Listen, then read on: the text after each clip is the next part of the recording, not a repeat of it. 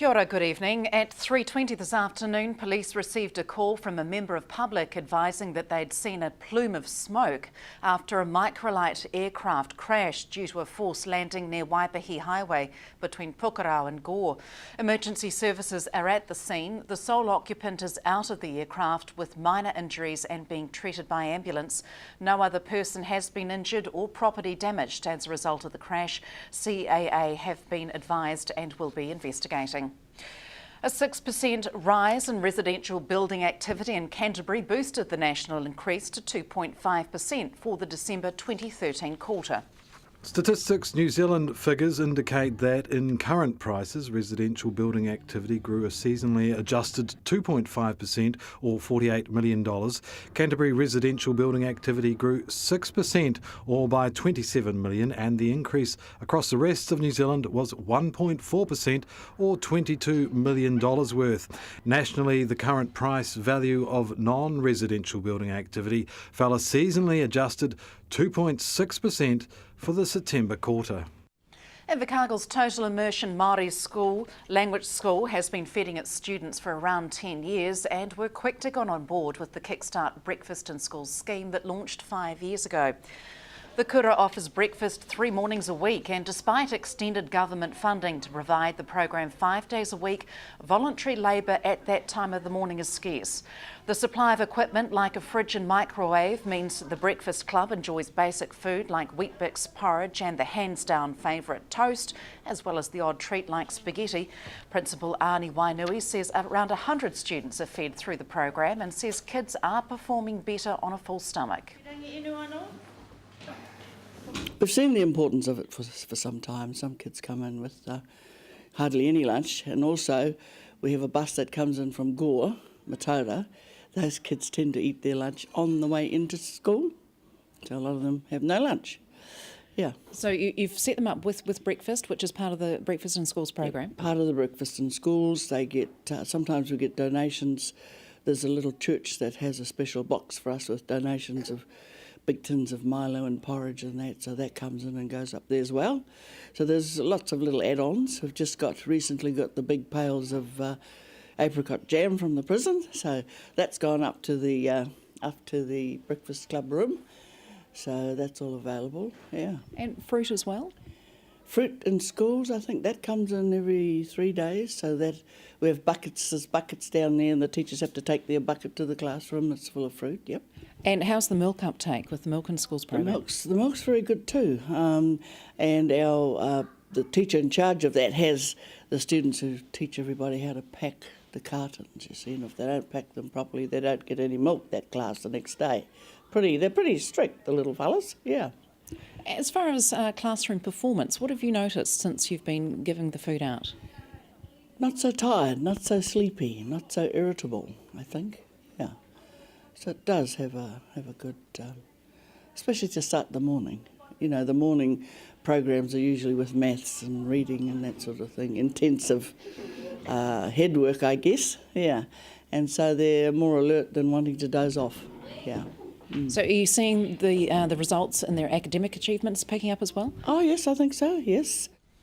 Transport Minister Jerry Brownlee has announced a staged 20% decrease in the airline passenger security charges for domestic passengers over the next 2 years. From April 1st, the charge will be reduced by 78 cents from $4.60 per domestic passenger to $3.82, and a further reduction of 11 cents will be made on the 1st of April 2015 to $3.71. A final reduction of 6 cents will be made on the 1st of April 2016 to $3.65.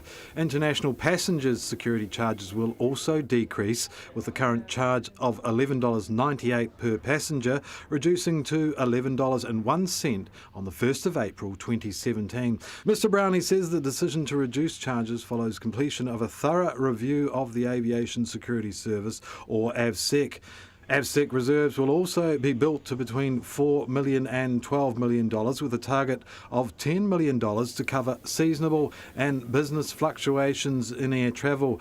Mr Brownlee says the review has ensured that AVSEC will continue to have the resources to safeguard the security of air passengers. The security charges usually attached to the ticket price by the airline. The contribution Southland makes to central government taxation is soon to be assessed in an effort to extract better information about the value of services and funding returned to the region. Researchers will be used to establish how much the region contributes to GST, fuel tax and road user charges, which will then be compared to the value and benefit Southland gains back from central government. Southland District Mayor Gary Tong requested the work be undertaken so the region could better understand the magnitude of Southland's contribution to central government's tax take. Up to $30,000 has been allocated for the work. Stay with us, still to come, savings for the country's senior citizens ramp up and what not to recycle.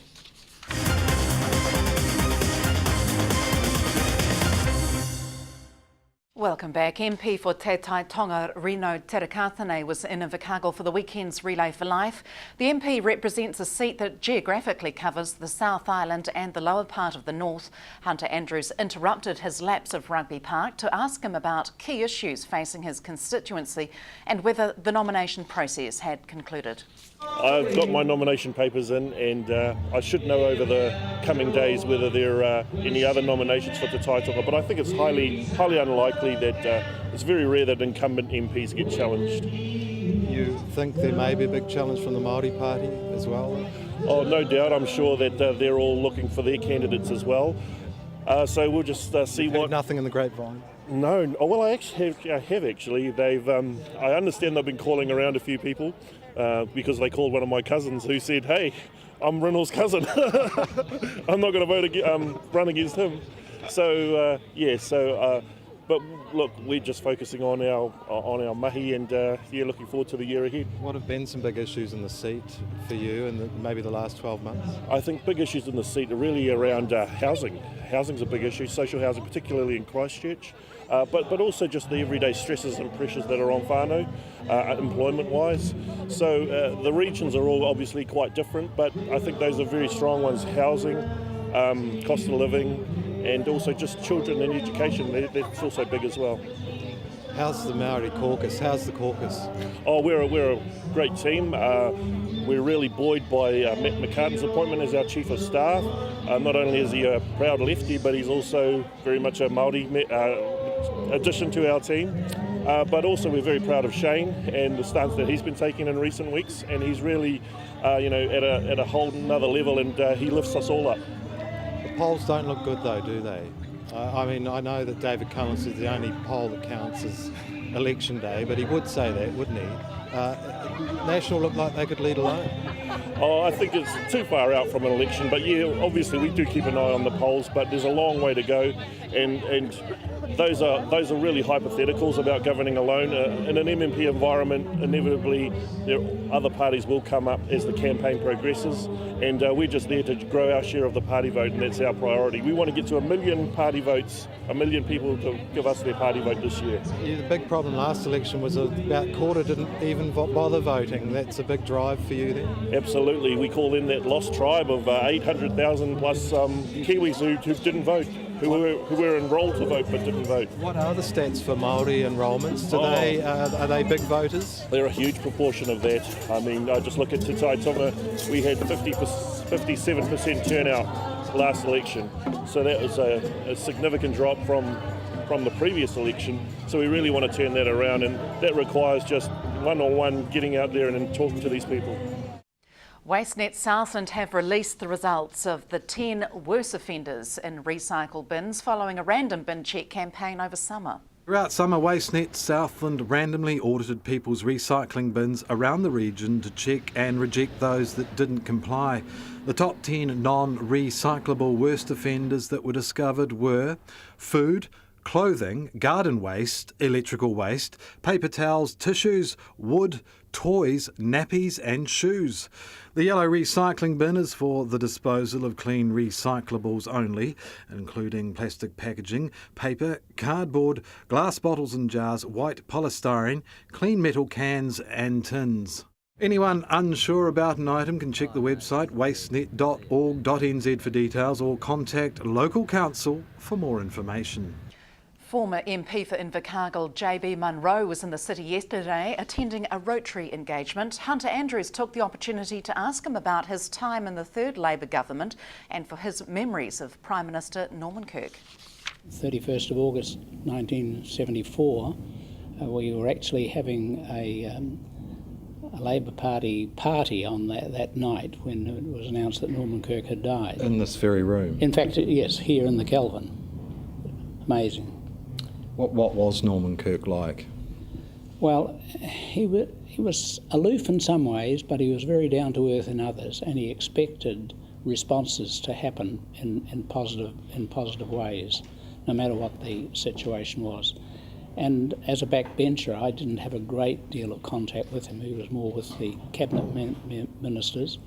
But in those times that I was working alongside him, or whatever the issue was, he was responsive, and he certainly wasn't overbearing, domineering and so forth. He felt comfortable. Bit nervous for a while, just simply because of the role that he had to play, well, not a role, but responsibilities that he had. So he was a good guy.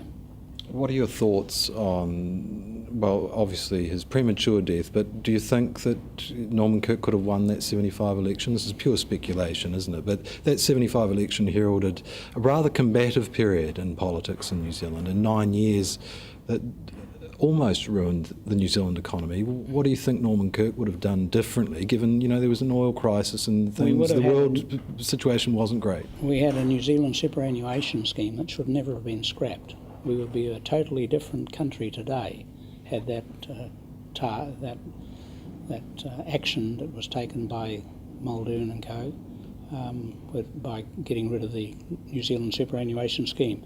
I was on the select committee for that whole process, which took months and months and months, probably too long. It's a pity that it really didn't come in a little bit earlier, but that's the way it is. So that was certainly one of the frustrating disappointments, but Norman Kirk was pushing for it, but his health didn't allow him to come through, and Bill Rowling pushed it, but of course Muldoon said, out. 14th of July this year is another significant date, the snap election 30 years ago. What do you think of the direction Labor took then under Bill Rowling's successor, David Lange? Were you despairing as a Labor man, or accepting that something had to be done with the political and economic landscape? Well, certainly time has shown that some of our guys who were strong Labor men changed course somewhat, but that's politics. The country's 630,000 senior citizens are gaining financial benefits from the Super Gold program, which gives those over the age of 65 access to thousands of discounts and savings. The Super Gold card recognises the contribution eligible seniors and veterans have made to New Zealand society and helps to make their money stretch further.